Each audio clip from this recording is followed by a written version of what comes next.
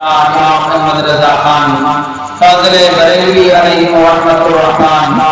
نبی کی بارگاہ میں عرض گزار ہوتے ہیں حبیب یا رسول اللہ واہ کیا جود و کرم ہے شہ فتح تیرا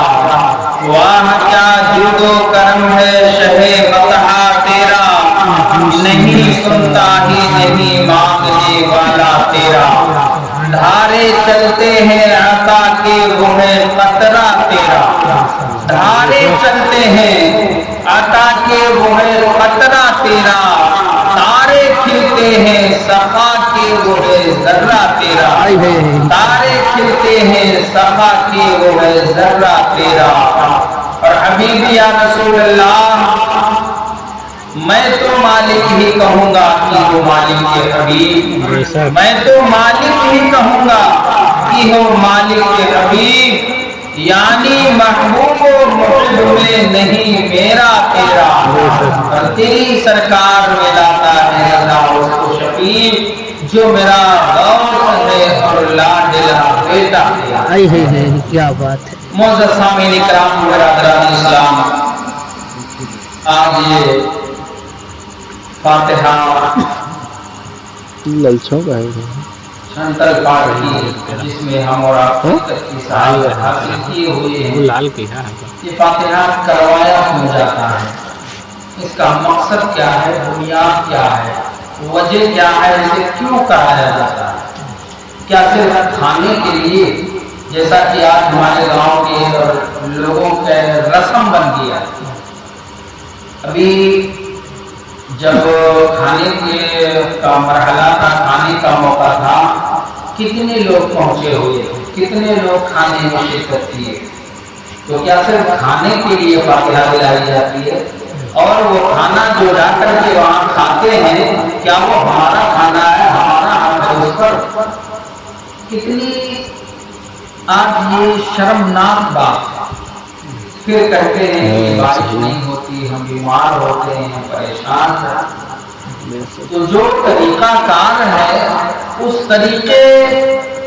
سے ہم اس چیز کو انجام نہیں دیتے تو پھر کرانے کا مقصد کیا ہوا کرانے کا مطلب کیا نکلا آپ سب نے پیسہ دیا چندہ پھر اس کے بعد میں راشن بھی دیا ہوگا سارا کل اخراجات دیا پھر اس کے بعد میں کھانا پکایا گیا دیا اچھا یہ فاتحہ جو کراتے ہیں تو اسے بستی کے باہر کیوں کراتے ہیں گھر میں گاؤں میں بھی تو کرا سکتے ہیں گھر میں بھی تو کرا سکتے ہیں لیکن بستی کے باہر جانے کی کیا ضرورت ہے اس وجوہات کو سمجھیں اور اس پہ عمل کرنے کی کوشش کریں صرف کھانے کا نام یہ فاتحہ نہیں ہے کہ کھانا پکا چندہ کیا کھانا پکایا کھا لیا ہو گیا تو کوئی نتیجہ نہیں نکلے گا کوئی فائدہ نہیں ملے گا گھر میں کوئی بھوکا نہیں رہتا ہے گھر میں سب کھاتے ہیں اللہ کا فضل ہے اللہ کا شکر ہے ہر گھر میں کوئی فاقہ نہیں کرتا ہے لیکن اگر اس مرحلے کو دیکھا جائے تو ایسا لگتا ہے کہ کئی دنوں سے فاقہ کر کے ٹوٹ پڑے کبھی کھانا زندگی میں دیکھا ہی نہیں دیکھا جائے تو نہ اعلان کرنے کی ضرورت نہ بتانے کی ضرورت بس کہیں سے سناخت مل گیا ٹوٹ پڑے کھانے ایسا لگتا کئی دنوں سے بھوکے پڑے ہیں بیچارے کھانا دیکھا نہیں جبکہ وہ کھانے پر ان کا حق ہے ہی نہیں اور جس کا حق ہے اس تک پہنچتا ہی نہیں یہ فاتحہ کرائی جاتی بیماری سے حفاظت کے لیے بیماری سے بچنے کے لیے بارش ہونے کے لیے اللہ کی رحمت کو حاصل کرنے کے لیے اور اللہ کی رحمت کیسے ملتی ہے آؤ ذرا دیکھو بیماری دور کیسے ہوتی ہے ہمارے اور آپ کے آقا ارشاد فرماتے ہیں الصدقہ رد البلاء صدقہ مصیبتوں کو ٹال دیا کرتی ہے مصیبتوں کو دور کر دیا کرتی ہے گاؤں میں اکٹھا کیا پیسہ چندہ کیا گھر کے باہر گئے بنایا آپ ہی کے برابر کر کے آئے گھر میں سو گئے اصل مقصد جو ہے وہ کھانا ہے کس کا اس کھانے پہ مالداروں کا حق نہیں ہے मालदारों के लिए वो खाना नहीं पकाया जाता। आका फरमाते हैं सदका और रद्दुल बला, सदका मुसीबतों को टाल देती है। अब वो सदका चाहे पैसे की शक्ल में हो या खाने की शक्ल में हो या और फल की शक्ल में हो, चाहे जिस शक्ल में हो, अल्लाह के राह में अगर सदका दिया है तो वो सदका तुमके आने वाली मुसीबतों को टाल देगा। लेकिन गए खुद हजम करके आए, बिस्तर पे लेट गए, सो गए, बस तो परेशानी टलेगी।